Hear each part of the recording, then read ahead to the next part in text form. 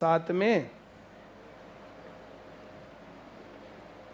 मैं 2000 में पढ़ाने लग गया था। कई साल तक खूब तसल्ली से पढ़ाया। मैंने सोचा 1 साल रेस्ट मारूं। मैं क्या पढ़ाने के लिए ही पैदा हुआ था? 24 घंटे पढ़ाए जाओ, तो 1 साल रेस्ट मारूंगा। तो 2007 में कुछ लोग मेरे गांव में पहुंच गए, मेरे को ढूंढते ढूंढते।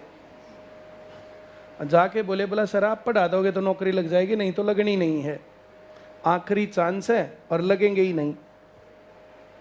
मेरी बात समझ रहे हो? मैंने कहा वो भाई तो लाख गोर चो ना लगो, मैंने ठेका ले रखा, जब पढ़ाओगे तब आगे पढ़ लियो। बोलना जी पुलिस की एज लेकर जाएगी, पुलिस की एज लेकर जाएगी, क्लर्क लग जाइए, इसमें क्या है? या तो तुम कहीं पढ़ो और नहीं तो मेरे से ही पढ़ना, तो अगले साल पढ़ लेना। बोलो ना जी ईब के पढ़ना रहा, आप दोहरा ही पढ़ना है। एक दिन आए, मैंने मना कर दिया, अगले दिन फिर आए, मैंने फिर मना कर दिया, अगले दिन फिर आए, फिर मना कर दिया। तीसरे चौथे दिन उनके मेरी माँ पकड़ आ गई।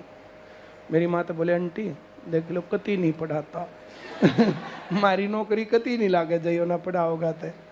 मेरी बात समझ रहे हो? तो गांव में जाकर के पढ़ने लग गए बेचारे। शहर में से गांव में जाते, हमारा रोड भी सही टूटा फूटा था। कदे उनको मैं दोपहर में बुलाता, कदे दिन में बुलाता, कभी किसी टाइम कभी किसी टाइम। रोज बेचारे फ़ोन करके पूछते सर आज कै बजे आवें? हाँ 11 बजे ही आ जाइयो। कई बार 11 बजे ना मिलता तो फिर 12 बजे तक बैठे रहते। उस टाइम पर ना गांव में बिजली ना पंखा ना कुछ, बैठे रहते पढ़ते।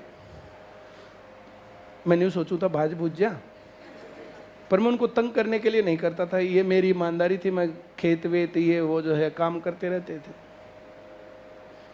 फाइनली मेरे को इन पर दया आई, माँ कोई बात नहीं।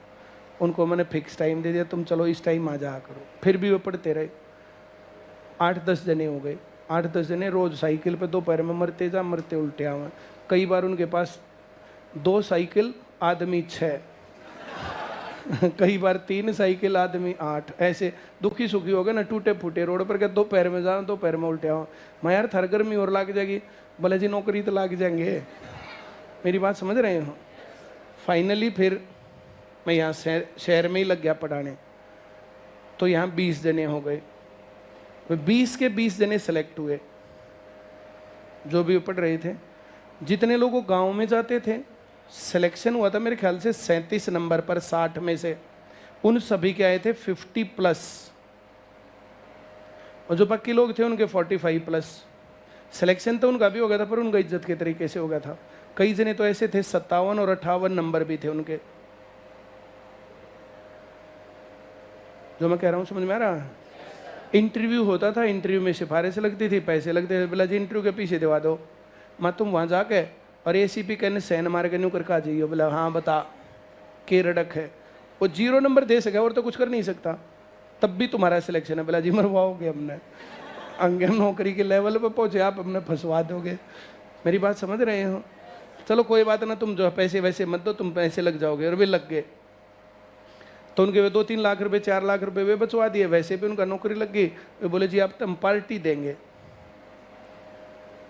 मैं लिया हूँ भाई का डिब्बा विब्बा। बोला ना जी स्पेशल पार्टी देंगे। मामा दे मैं तड़के सांझ की दवाई लेता नहीं हूँ, तो मेरे तक बोला ना जी हम आपने घुमा के ले आओगे।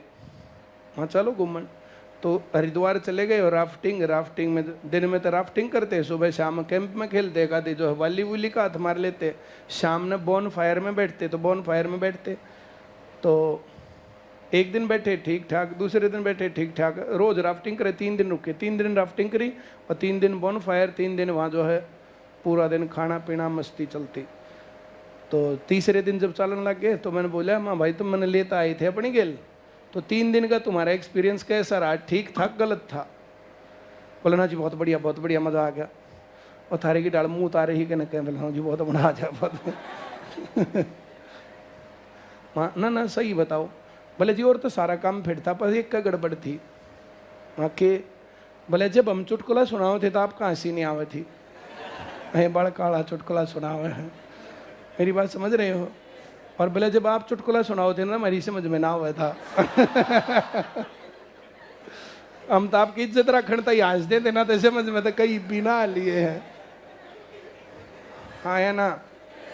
तो ये वो मामला वही चल रहा था। मैंने जो है ना बहुत सीरियस होकर के तुम्हें कहा कि अगर तुम्हें आराम से करना हो तो ये कर लेना, और नहीं तो ये शॉर्टकट है।